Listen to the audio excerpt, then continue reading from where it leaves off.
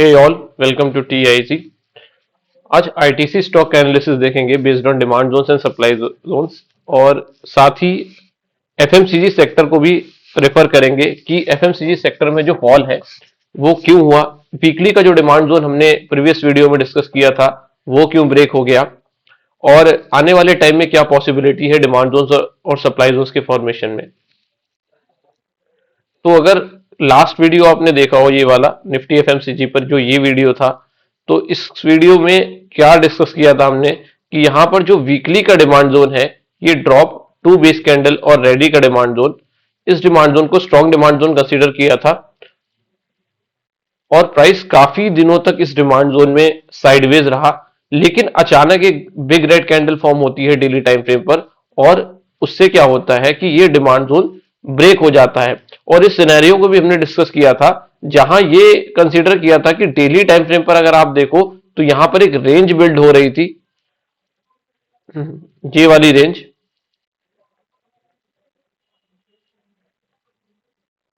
यहां पर एक रेंज बिल्ड हो रही थी। और अगर इंस्टीट्यूशंस को और लिक्विडिटी चाहिए या और ऑर्डर्स चाहिए अपनी बाइंग को कंप्लीट करने के लिए, तो यहां पर यह होता कि एक ब्रेकडाउन ट्रैप क्रिएट किया जाता, फिर प्राइस को इस वाले वीकली डिमांड जोन के अंदर लाया जाता, जो कि कंजर्वेटिव मेथड के अकॉर्डिंग अनटेस्टेड था। ये रैली बेस रैली का डिमांड जोन, ये रैली, टू बेस कैंडल और रैली का डिमांड जोन, ये कंजर्वेटिव मेथड के अकॉर्डिंग, मतलब कंजर्वेटिव मेथड कौन सा होता है जहां पर हम बॉडी टू विक एक डिमांड जोन को कंसीडर करते हैं। अगर इसी प्रोक्सिमल लाइन को, जो ऊपर वाली ग्रीन लाइन है, इसको मैं इस तरीके से मार्क कर देता हूं तो ये हाई रिस्क मेथड हो जाता। तो ये डिमांड जोन जो था वो हाई रिस्क मेथड के अकॉर्डिंग टेस्टेड था, लेकिन कंजर्वेटिव मेथड के अकॉर्डिंग जहां पर क्वालिटी ऑर्डर्स प्रेजेंट होते हैं मैक्सिमम, उस केस में ये डिमांड जोन क्या था, अनटेस्टेड था, विच मीन्स यहां पर इंस्टीट्यूशंस की बाइंग अभी भी पेंडिंग थी। तो ये वाला केस डिस्कस किया था, लेकिन और देखा जाए तो सेम चीज हुई कि यहां पर ब्रेकडाउन हुआ और प्राइस इस डिमांड जोन में आ गया। लेकिन समझने जाए तो ये सिनेरियो हमने डिस्कस नहीं किया था। अगर कभी भी आप समझो कि ब्रेकडाउन होगा तो प्राइस में क्या होगा, एक फॉर्मेशन होगी बॉटम लेवल पर, फिर वहां से जो बायर्स है उनका कॉन्फिडेंस चेक किया जाएगा और ब्रेकडाउन किया जाएगा। लेकिन ये जो फॉल है ये पैनिक फॉल है, ठीक है, या ये न्यूज ड्रिवन फॉल है। तो ये जो पैनिक से रिलेटेड फॉल होता है, ये न्यूज ड्रिवन फॉल होता है, आईटीसी के कारण हुआ है। ये आप सबको पता ही चल गया होगा अभी तक कि आईटीसी में एक जो टैक्स रिलेटेड कुछ आया है, उस कारण क्या है कि आईटीसी ने एक बड़ा फॉल दिखाया लास्ट 2 ट्रेडिंग सेशंस में। इसलिए क्या है कि ये एफएमसीजी सेक्टर हमें इस तरीके से गिरता हुआ नजर आ रहा है।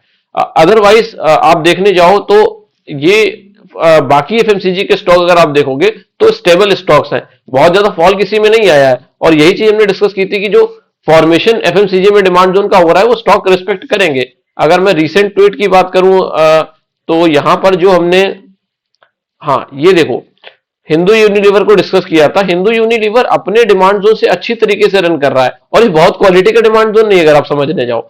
ड्रॉप, 3 बेस कैंडल और रैली का डेली टाइम फ्रेम का डिमांड जोन है, जिसको किसी हायर टाइम फ्रेम का सपोर्ट नहीं है।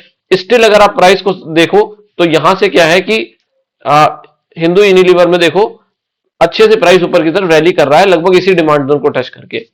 तो ऐसा क्यों है, क्योंकि आईटीसी का क्या है, वेटेज बहुत ज्यादा है, अराउंड 35% के आसपास वेटेज है आईटीसी स्टॉक का। इसलिए एफएमसीजी सेक्टर में हमें ये डिजास्टर्स फॉल देखने को मिल रहा है। लेकिन इससे हमारी थ्योरी सही या गलत साबित नहीं होती। जो हमने मतलब डिस्कशन किया था डिमांड जोन्स के फॉर्मेशन को लेकर, वो सही या गलत साबित नहीं होता। क्यों नहीं होता, क्योंकि देखो दोनों ही चीजें हैं। क्योंकि हमने जो डिस्कशन किया उस हिसाब से तो ये डिमांड जोन चलना चाहिए था, लेकिन ये डिमांड जोन नहीं चला, इसको ब्रेक कर दिया। और जो ये नीचे वाले डिमांड जोन में प्राइस आता तो एक सपोर्ट के साथ आता, सॉरी एक प्रॉपर ब्रेकडाउन के साथ आता। जो सेलर्स हैं अभी भी ट्रैप होंगे, ऐसा नहीं कि इसमें सेलर ट्रैप नहीं हो सकते। लेकिन अब क्या है कि अब हमें एक एडिशनल कॉन्फर्मेशन की जरूरत है। अब हमें जो डिमांड जोन में प्राइस आया है इस तरीके से, इस पे हम रिलाई नहीं कर सकते। सेम चीज अब आईटीसी के स्टॉक में आ जाते हैं। अब इसमें डिस्कस करते हैं कि हमने क्या क्या चीजें देखी थी। देखो आईटीसी के 2 सिनेरियो हम डिस्कस करेंगे कि आईटीसी स्टॉक में देखो, जब हमने एक बार एनालाइज किया था आईटीसी स्टॉक को, तो ये वाला जो मंथली डिमांड जोन था, इस डिमांड जोन को स्ट्रॉन्ग डिमांड जोन कंसीडर किया था, लेकिन क्या हुआ था, प्राइस इस मंथली के डिमांड जोन में आया नहीं प्रॉपर। जो ये डेली का डिमांड जोन था, वहां से ही प्राइस ने क्या किया था, ये वाला demand zone, rally base rally का डिमांड जोन, वहीं से प्राइस ने बाइंग ऑर्डर्स को करेक्ट किया और एक नया हाई बना दिया था। लेकिन अब अगर हम मंथली टाइम फ्रेम पर देखने जाएं, तो ये भी डिमांड जोन क्या हो गया, स्लाइटली ब्रीच हो गया। अभी फिनिश नहीं हुआ है क्योंकि मंथ अभी शुरू हुआ है और ये कैंडल अभी न्यूली फॉर्म्ड कैंडल है। ये डेली का फॉल अगर आप देखने जाओ तो डेली टाइम फ्रेम पर मैक्सिमम फॉल हो गया है। तो ये अभी कोई ऐसी हम कॉन्विक्शन नहीं कह सकते कि मंथली का डिमांड जोन वायलेट हो जाएगा पूरी तरीके से, क्योंकि वायलेट होने के लिए क्या चाहिए कि मंथली की क्लोजिंग चाहिए और उसमें बहुत से दिन अभी बाकी हैं। लेकिन एक दूसरा सिनेरियो अगर हम एडजस्टेड चार्ट के थ्रू समझे, तो यहां पर एडजस्टेड चार्ट पर हमें क्या दिख रहा है कि मंथली का डिमांड जोन दिख रहा है। ध्यान से समझने जाओ, यहां पर हम देख रहे हैं कि यहां पर एक मंथली डिमांड जोन अभी पेंडिंग है एडजस्टेड चार्ट के अकॉर्डिंग, जहां पर प्राइस एडजस्ट हो जाता है डिविडेंड्स के बाद में या कुछ एडजस्टमेंट के बाद में प्राइस एडजस्ट हो जाता है। और इसी एडजस्टेड चार्ट को अगर मैं रिमूव कर देता हूं और क्वार्टरली टाइम फ्रेम पर आ जाता हूं, तो देखो क्वार्टरली टाइम फ्रेम पर भी हमें एक स्ट्रॉन्ग डिमांड जोन दिखाई देता है। मतलब दोनों ही सिनेरियो में अगर हम एडजस्टेड चार्ट को कंसीडर करें तो भी अच्छी बात है और ना करें तो भी अच्छी बात है। दोनों ही सिनेरियो में विन विन सिचुएशन है डिमांड जोन के केस में। और अगर इस क्वार्टरली डिमांड जोन में प्राइस आता है तो बहुत अच्छी बात है, मंथली डिमांड जोन में प्राइस आता है तो भी बहुत अच्छी बात है, क्योंकि एक मंथली डिमांड जोन को फिनिश करके आ रहा है और ये फॉल न्यूज ड्रिवन है। हो सकता है चीजें स्टेबलाइज होने में टाइम लगे और ऐसे केस में क्या होता है कि हमें कंफर्मेशन चाहिए होता है।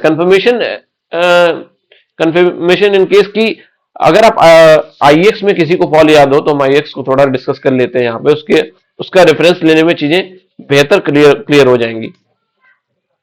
आईएक्स में क्या था कि न्यूज ड्रिवन फॉल था। न्यूज ड्रिवन तो नहीं कहेंगे, सिचुएशन थी जहां पर इनका मोनोपोली को रिलेटेड बहुत से पहले से ही एक इशू चल रहा था मोनोपोली को लेकर, मार्केट कपलिंग को लेकर कुछ एक न्यूज आई थी या एक डिसीजन आया था, तो उस वजह से क्या हुआ था, एक बड़ा फॉल हुआ था आईएक्स में।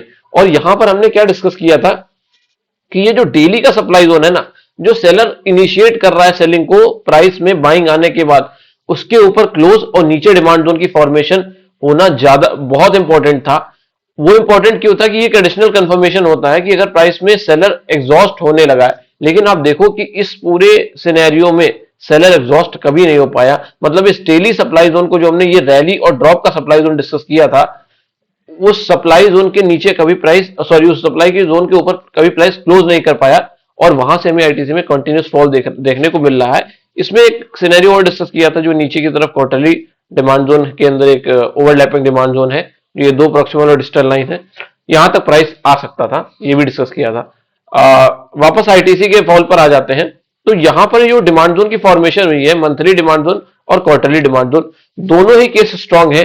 लेकिन अगेन प्राइस में इंस्टीट्यूशंस का एंटर करना मतलब कर चुके हैं या नहीं कर चुके हैं, इसके लिए हमें वेट करना जरूरी है। क्योंकि देखो मंथली का ये डिमांड जोन अच्छे से ब्रीच हुआ है, एक एग्रेसिव सेलिंग के साथ ब्रीच हुआ है, और जब ऐसा कुछ होता है तो हमें एडिशनल कंफर्मेशन की आवश्यकता होती है।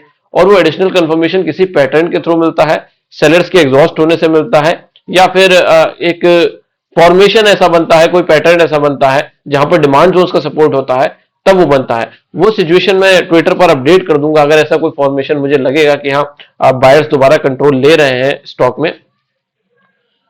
और इन दोनों ही डिमांड जोन्स को मैं स्ट्रॉन्ग डिमांड जोन कंसीडर कर रहा हूं एज ऑफ नाउ, लेकिन अगेन कंफर्मेशन इज रिक्वायर्ड। बात करें ऊपर की सप्लाई जोन्स की, तो देखो ऊपर मंथली पर जो सेलिंग आई है वो ये रैली 3 बेस कैंडल और ड्रॉप के सप्लाई जोन से आई है, ठीक है।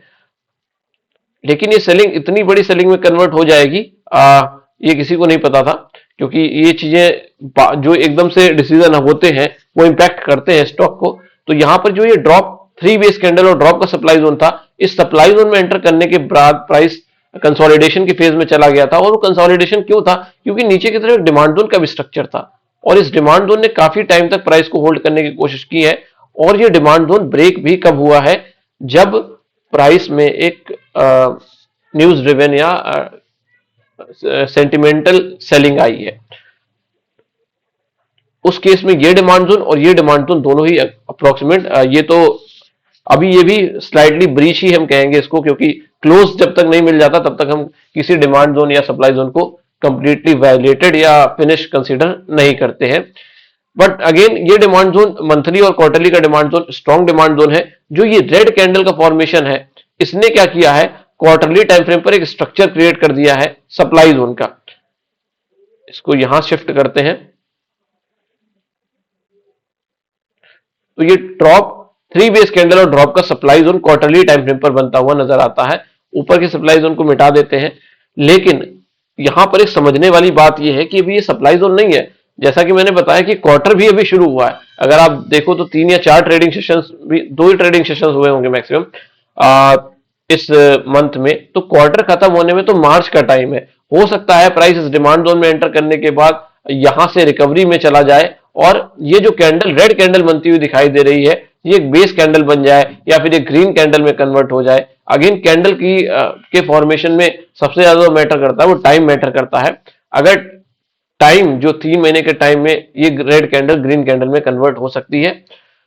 सिमिलरली मंथली पर भी हमने देखा कि मंथली का भी अभी मंथ शुरू हुआ है, तो यहां पर जो ड्रॉप बेस कैंडल और ड्रॉप का एक सप्लाई जोन का स्ट्रक्चर नजर आता है, ये वाला, ये कैंडल ड्रॉप है, ये कैंडल बेस है और ये कैंडल ड्रॉप है। तो इस कैंडल को भी अभी हम इस फॉर्मेशन को भी हम सप्लाई जोन कंसीडर नहीं कर सकते। लोअर टाइम फ्रेम पर थोड़ा देखते हैं। लोअर टाइम फ्रेम पर जोन्स उतने अट्रैक्टिव नहीं है। डेली टाइम फ्रेम पर मे बी डिमांड जोन्स की फॉर्मेशंस ज्यादा अच्छे हों।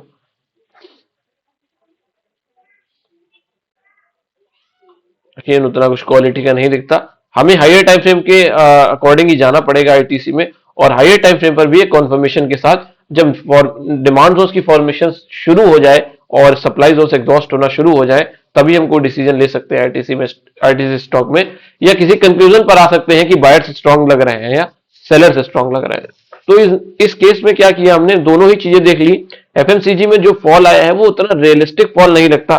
वो फॉल जरूर आपको लग रहा है कि, लेकिन उससे बाकी स्टॉक इंपैक्ट नहीं हुए। जो स्टॉक हमने डिस्कस किए थे, अगर प्रीवियस वीडियो में याद हो, तो उन स्टॉक्स पे कोई बहुत ज्यादा इंपैक्ट नहीं हुआ है। वो स्टॉक्स अच्छे डिमांड जोन्स फॉर्म कर रहे हैं और इन डिमांड जोन्स को में आकर प्राइस को रिस्पेक्ट कर ऊपर जाते हुए दिख रहे हैं। आईटीसी की वजह से एफएमसीजी सेक्टर में एक बड़ा फॉल देखने को मिला है हमें, लेकिन अगर ये डिमांड जोन्स अपना काम करते हैं तो ये न्यू डिमांड जोन्स की फॉर्मेशन करेंगे और उन न्यू डिमांड जोन्स में आकर प्राइस क्या होगा, ऊपर की तरफ चलना शुरू कर सकता है अगर डिमांड जोन्स रिस्पेक्ट होते हैं। तो ये था आईटीसी स्टॉक का एनालिसिस सेक्टर के रेफरेंस में based on demand zones and supply zones. अगर ये एनालिसिस आपको अच्छा लगा हो तो प्लीज वीडियो को लाइक करें, शेयर करें एंड सब्सक्राइब करें। Thank you.